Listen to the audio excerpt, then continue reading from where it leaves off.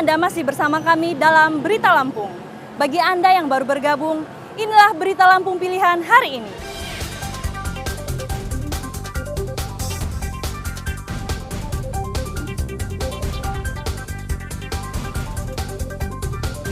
Kawanan remaja mencuri motor di warung internet Kedaton, Bandar Lampung.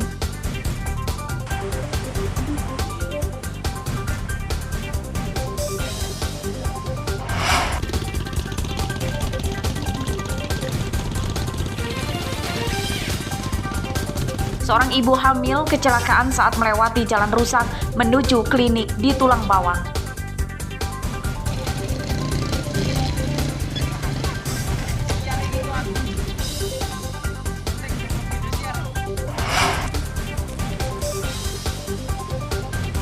Stok vaksin COVID-19 di Bandar Lampung habis. Pelayanan vaksinasi dihentikan sementara.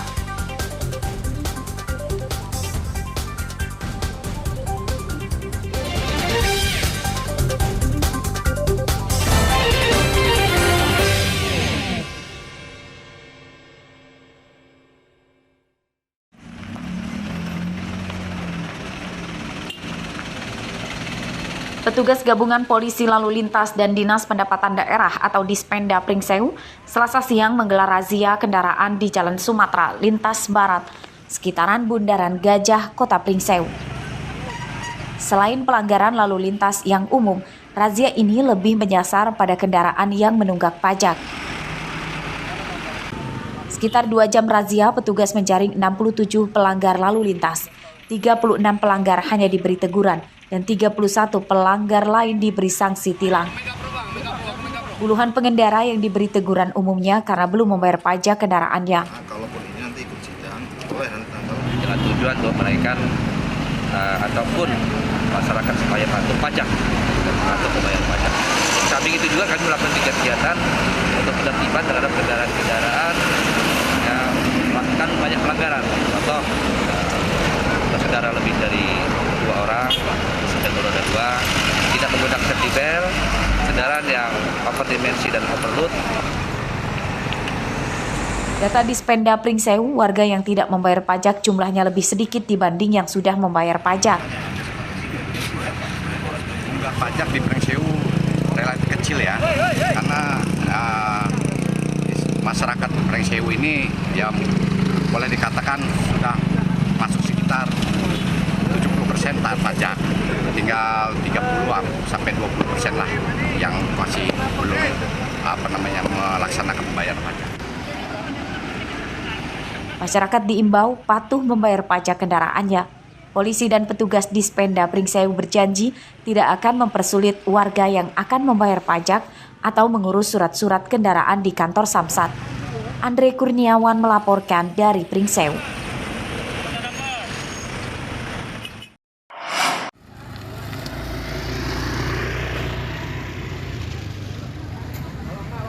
Dugaan pungutan liar atau pungli dalam pengurusan pembuatan sertifikat tanah melalui program pendaftaran tanah sistematis lengkap atau PTSL marak.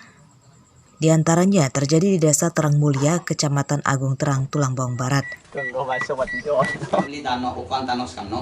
Warga yang mengurus sertifikat tanah melalui PTSL dikenai biaya melebihi ketentuan.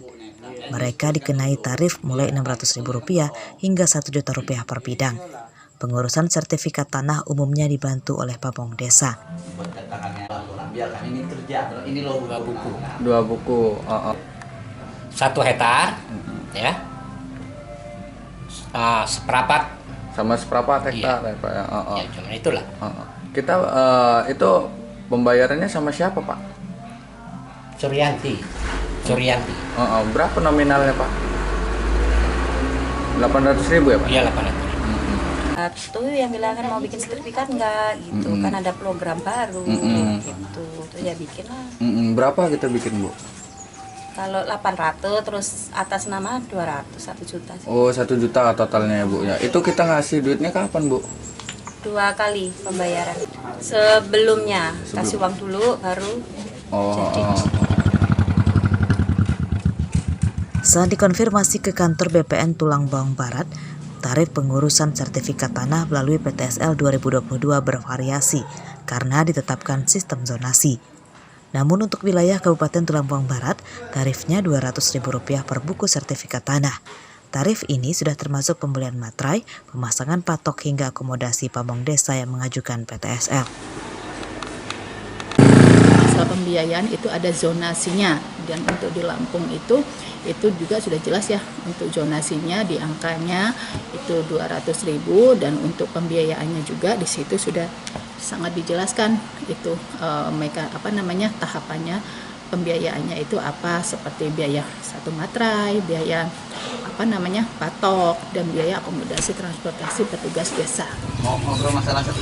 Berdasarkan surat keputusan bersama Menteri BPN, Menteri Dalam Negeri, dan Menteri Desa Pembangunan Daerah Tertinggal dan Transmigrasi di wilayah 4 Provinsi Lampung ditetapkan batas penarikan dana dari masyarakat Rp200.000 per buku dalam pembuatan sertifikat PTSL. Ardi Yohaba melaporkan dari Tulambuang Barat.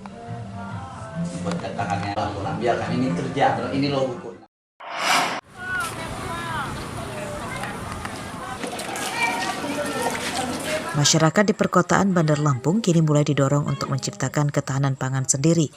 Caranya yakni menanam berbagai sayur mayur dengan memanfaatkan lahan perkarangan atau di pot. Ini setidaknya jadi solusi ketahanan pangan rumah tangga. Ini dikatakan oleh Kepala Dinas Ketahanan Pangan Bandar Lampung, IKD Sumarta pada Selasa siang.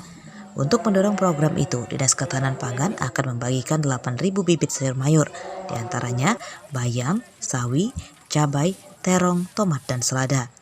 Jenis sayur mayur ini cepat dipanen, sehingga bisa langsung dimanfaatkan untuk kebutuhan pangan warga sehari-hari. Bantuan bibit sayuran pada tahap awal diprioritaskan untuk warga pesisir Bandar Lampung.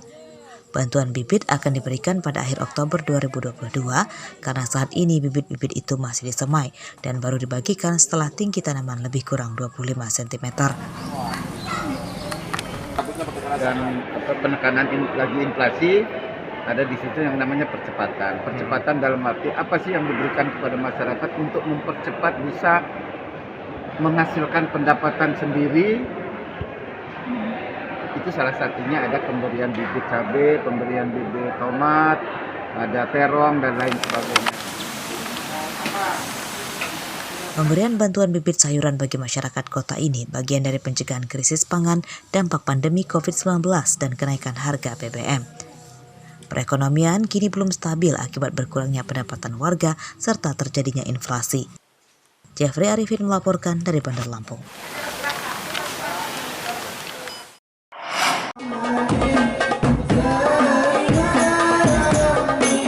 Peringatan Maulid Nabi Muhammad SAW 1444 Hijriah di Masjid Jami Al-Huda Kedamaian Bandar Lampung pada Senin malam berlangsung meriah. Ratusan jemaah mengikuti pengajian dengan penceramah Ustadz Mumuy Abdul Bukti, juara 1 ajang pencarian Dai Muda di Aksi Indosiar 2015. Tema Maulid Nabi di Masjid Jami Al-Huda Kedamaian adalah menebar empati dan perkuat silaturahmi. Edukasi peringatan Maulid Nabi ini untuk menanamkan kecintaan dan meneladani perjuangan Nabi Muhammad SAW. Kita mengambil tema itu adalah cermin untuk meneladani tahap akhlak Rasulullah.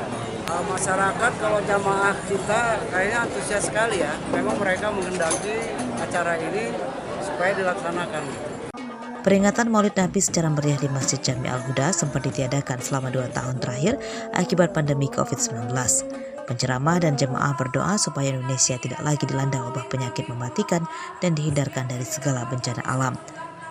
Arsadi Saputra melaporkan dari Bandar Lampung.